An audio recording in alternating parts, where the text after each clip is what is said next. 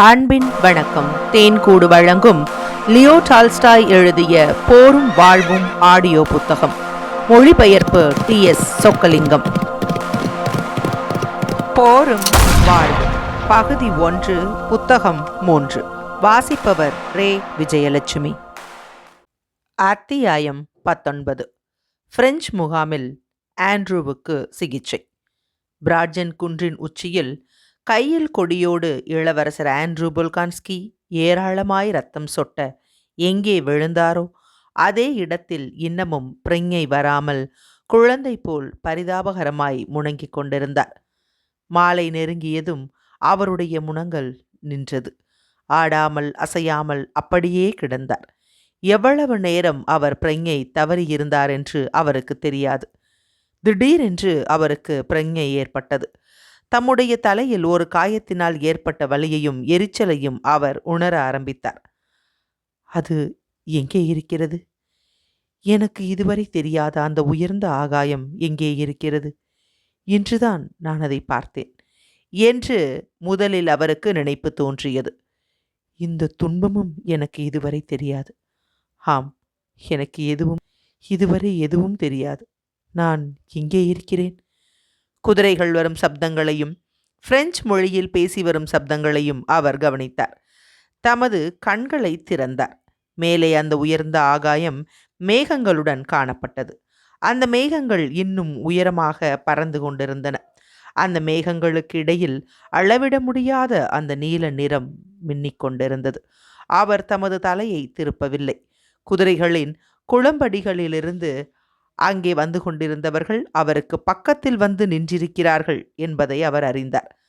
தமது 2 மெய் காப்பாளர்களுடன் நெப்போலியன் அங்கே யுத்த களத்திற்கு வந்து அந்த பீரங்கி படைகள் ஆகஸ்ட் அணை மீது நன்றாக சுடும்படி ஏற்பாடு செய்து கொண்டிருந்தார்.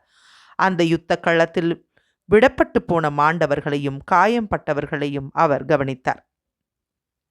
மிகச்சிறந்த வீரர்கள் என்று மாண்டு கிடந்த ருஷ்ய கைக்குண்டு வீரரை பார்த்து நெப்போலியன் சொன்னார். அந்த வீரருடைய முகம் பூமியில் புதைந்திருந்தது. அவன் குப்புறப்படுத்திருந்தான். அவன் கைகள் பறந்து கிடந்தன. அந்த பீரங்கிகளுக்கு வேண்டிய குண்டுகள் எல்லாம் தீர்ந்து போய்விட்டன, மாட்சிமை தங்கியவரே என்று ஓர் உதவியாளர் அந்த ஆகஸ்ட் அணை மீது குண்டு போட்டு கொண்டிருந்த பீரங்கிகளை பார்த்துவிட்டு வந்து சொன்னார். ரிசர்வில் நாம் வைத்திருப்பவைகளிலிருந்து கொஞ்சம் கொண்டு வர ஏற்பாடு செய் என்று நெப்போலியன் சொன்னார். அதன் பின்பு அங்கிருந்து மறுபடியும் போய்க் கொண்டிருந்த போது இளவரசர் ஆண்ட்ரூவின் முன்னால் வந்து நின்றார். இளவரசர் ஆண்ட்ரூ கொடியுடன் மல்லாக்காக படுத்திருந்ததை அவர் பார்த்தார். அந்த கொடியை ஒரு வெற்றி சின்னமாக பிரெஞ்சுக்காரர்கள் பறித்து கொண்டார்கள். இது ஒரு சிறந்த மரணம் என்று போல்கான்ஸ்கியை நோக்கிய நெப்போலியன் கூறினார். தம்மை பற்றித்தான் இம்மாதிரி பேசுகிறார் என்றும் பேசுகிறவர் நெப்போலியன் என்றும் இளவரசர் ஆண்ட்ரூ தெரிந்து கொண்டார். அங்கே பேசியவர் நெப்போலியனை பார்த்து மாட்சிமை தங்கியவரே என்று அழைத்ததை அவர் கேட்டார். ஓர் ஈயின் ரீங்காரம் எப்படி இருக்குமோ அம்மாதிரி அந்த வார்த்தைகள் அவருக்கு ஒலித்தன. அவர்களை பற்றி அச்சமயம் அவருக்கு எந்தவிதமான அக்கறையும் இல்லை. அவர்களை பற்றி அவர் அதற்கு பின்பு நினைக்கவும் இல்லை. அவர் அவர்களை மறந்துவிட்டார். அவருடைய தலை எரிச்சல் கொடுத்து கொண்டிருந்த அவருடைய இரத்தம் வெளியே கொட்டி கொண்டிருப்பதாக உணர்ந்தார். அவருக்கு மேலாக அந்த உயர்ந்த நிரந்தரமான ஆகாயம் தோன்றிக் கொண்டிருந்தது. அங்கு வந்தவர் தமது வீரரான நெப்போலியன் தான் என்பதை அவர் அறிந்தார். ஆனால் அந்த வினாடியில் அவருக்கு ரொம்ப சிறிய அற்பமான பிராணியாக நெப்போலியன் தோன்றினார். தமக்கும் தாம் கவனித்து கொண்டிருக்கும் அந்த எல்லையற்ற உயர்ந்த ஆகாயத்திற்கும் இடையில் நெப்போலியன் மாதிரி அவருக்கு தோன்றினார். நெப்போலியன் அவருக்கு பக்கத்தில் நின்று கொண்டிருப்பதை பற்றியோ அவரை பற்றி பேசியதை பற்றியோ அந்த வினாடியில் அவருக்கு ஒரு பொருட்டாய் தோன்றவில்லை. ஏதோ மனிதர்கள் தம் பக்கத்தில் நின்று கொண்டிருப்பதாக அவர் சந்தோஷமடைந்தார். ஏனெனில் அவர்கள் உதவி பெற்று மீண்டும் உயிர் பெறுவதற்கு வழி செய்வார்கள் என்று நம்பினார். அந்த நினைப்பு இதுவரை அவர் அறிந்திருக்க முடியாத விதத்தில் மிகவும் அழகியதாக அவருக்கு தோன்றியது. அவர் தமது பலத்தையெல்லாம் ஒன்று சேர்த்து கொஞ்சம் உடம்பை அசைக்கவோ அல்லது கொஞ்சம் சப்தம் போடவோ முயற்சித்தார். மிகுந்த சிரமத்தோடு தமது காலை லேசாக ஆட்டினார். மிகுந்த பலவீனமான குரலில் எதையோ முணங்கினார். ஆ, இந்த ஆசாமி உயிரோடு இருக்கிறான். இந்த வாலிபனை தூக்கி வைத்திய வண்டிக்கு கொண்டு போங்கள் என்று நெப்போலியன் சொன்னார். இதை சொல்லிவிட்டு மார்ஷல் லேன்ஸை சந்திப்பதற்காக நெப்போலியன் சவாரி போனார். மார்ஷல் லேன்ஸ் தனது தொப்பியை கையில் எடுத்து வைத்துக்கொண்டு அன்று கிடைத்த வெற்றிக்காக சக்கரவர்த்தியை பாராட்டுவதற்காக புன்முறுவலோடு சவாரி வந்து கொண்டிருந்தார். இளவரசர் ஆண்ட்ரூவுக்கு அதற்கு மேல் எதுவுமே ஞாபகத்தில் இல்லை. தம்மை டோலியில் தூக்கி போட்டதனாலும் அவரை தூக்கி கொண்டு போகும்போது ஏற்பட்ட ஆட்டங்களினாலும் வைத்திய வண்டியில் அவருடைய காயத்தை பரிசோதித்ததினாலும் ஏற்பட்ட தாங்க முடியாத வழியினால் அவர் பிரஞை இழந்து விட்டார். அன்று மாலை வெகுநேரம் வரையில் அவருக்கு மீண்டும் பிரஞை வரவில்லை. அவரை மற்றும் கைதியாயிருந்த மற்ற ருஷ்ய அதிகாரிகளோடு ஆஸ்பத்திரிக்கு கொண்டு போனார்கள். இந்த சமயத்தில் அவருக்கு கொஞ்சம் பலம் வந்திருப்பதாக தோன்றியது. அவர் தம்மை சுற்றிலும் உள்ளவைகளை பார்த்து வந்ததோடு பேசவும் ஆரம்பித்தார். அவருக்கு முதலில் பிரஞை வந்ததும் அவர் கேட்டது ஒரு பிரெஞ்சு அதிகாரியின் குரலாகும். அவர் வேகமாக பேசினார். நாம் இங்கே நிற்க வேண்டும். இப்போது சக்கரவர்த்தி வழியாக சீக்கிரமாக போவார். இந்த கனவான்களை கைதியாக பார்ப்பதற்கு அவருக்கு சந்தோஷமாக இருக்கும். இன்று ஏராளமான பேர் கைதியாக இருக்கிறார்கள். அநேகமாக ருஷ்ய இராணுவம் முழுவதுமே கைதியாக இருக்கிறது. ஆகவே இவர்களெல்லாம் பார்ப்பதற்கு அவருக்கு எரிச்சலாக இருக்கும் என்று மற்றொரு அதிகாரி சொன்னார். எல்லாம் ஒன்றுதான். இந்த ஆசாமியை இந்த அலெக்சாண்டர் சக்கரவர்த்தியின் காப்பாளர் படைக்கு கமாண்டர் என்று சொல்கிறார்கள் என்று முதலில் கூறியவன் பேசி காப்பாளர் குதிரைப்படையைச் சேர்ந்த வெள்ளை சீருடை அணிந்த ஒரு ருஷ்ய அதிகாரியை சுட்டிக்காட்டினான். இளவரசர் ரெப்னின் என்பவரை பீட்டர்ஸ்பர்க் உயர் வட்டாரத்தில் பொல்கோன்ஸ்கி முன்னால் சந்தித்திருந்தபடியால் அவரை பார்த்ததும் அடையாளம் கண்டுகொண்டார். அவருக்கு பக்கத்தில் காப்பாளர் குதிரைப்படையைச் சேர்ந்த ஒரு காயமடைந்த அதிகாரியான 19 வயது வாலிபன் நின்று கொண்டிருந்தான். பாய்ச்சலில் வந்து கொண்டிருந்த போனபார்ட் அந்த இடத்திற்கு வந்ததும் தமது குதிரையை நிறுத்தினார். இவர்களில் யார் பதவியில் மூத்தவர்கள் என்று கைதிகளை பார்த்ததும் அவர் கேட்டார். அவர்கள் இளவரசர் ரெப்னினை சுட்டிக்காட்டினார்கள்.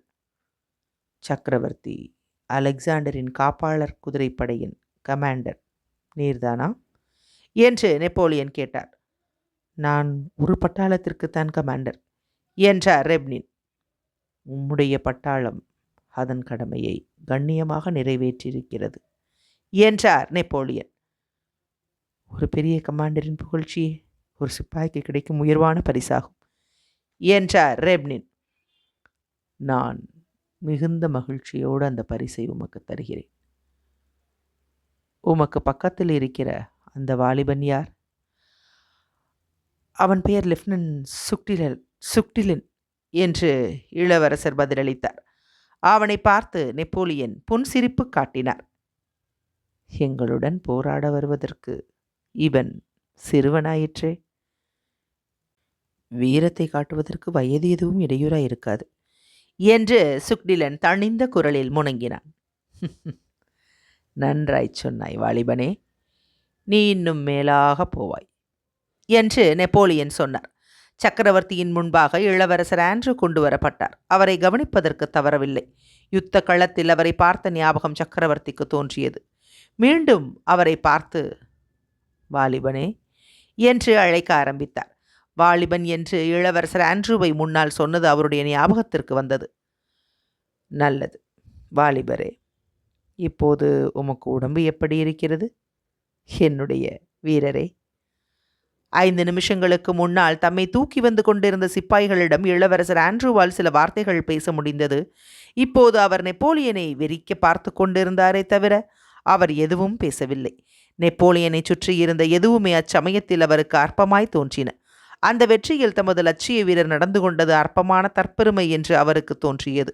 அந்த உயரமான இனிமையான ஆகாயத்திற்கு எதிரில் அந்த ஆகாயத்தை நன்றாக அவர் புரிந்து கொண்ட பின்பு இவரை பற்றி அவருக்கு லட்சியமாய் தோன்றவில்லை. அவர் பதில் எதுவும் சொல்லவில்லை. தமது இரத்தத்தை இழந்து விட்டபடியால் ஏற்பட்ட பலவீனத்தாலும் தமது கஷ்டங்களினாலும் மரணத்திற்கு பக்கத்தில் தாம் இருப்பதனாலும் அவருக்கு எல்லாமே அற்பமாகவும் உபயோகமற்றதாகவும் தோன்றின. நெப்போலியனின் கண்களை அவர் பார்த்தபோது அவர் நினைத்த அந்த பெருமை எவ்வளவு அற்பமானது என்று தோன்றியது. வாழ்க்கை எவ்வளவு முக்கியத்துவம் இல்லாதது, அதை ஒருவரும் அறிய முடியவில்லையே என்று அவர் நினைத்தார். அதைவிட முக்கியத்துவம் இல்லாதது சாவு என்று எண்ணினார். அதை பற்றி உயிரோடு இருப்பவர் ஒருவரும் அறியவோ விளக்கவோ முடியாது என்றும் அவர் நினைத்தார். பதிலுக்கு எதிர்பாராமல் நெப்போலியன் திரும்பி அங்கிருந்த ஓர் அதிகாரியிடம் தாம் போகும்போது சொல்லியதாவது, இந்த கனவான்களை நன்றாக கவனித்து என்னுடைய முகாமிற்கு கொண்டு போங்கள்.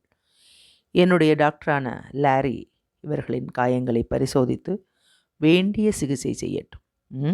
போய் வருகிறேன் இளவரசர் ரெப்ரின் என்று கூறிவிட்டு தம்முடைய குதிரையை தார் சக்கரத்தால் குத்தி பாய்ச்சலில் போனார். மிகுந்த மகிழ்ச்சியோடும் சந்தோஷத்தோடும் நெப்போலியன் முகம் ஜொலித்தது.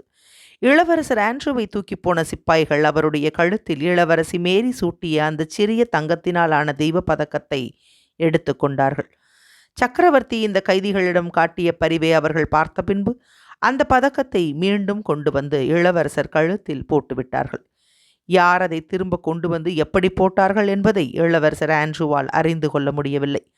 ஆனால் திடீரென்று தம்முடைய சீருடை மேலாக ஒரு மெல்லிய தங்கச் சங்கிலியால் கோர்க்கப்பட்ட அந்த பதக்கம் அவருடைய மார்பில் காணப்பட்டது.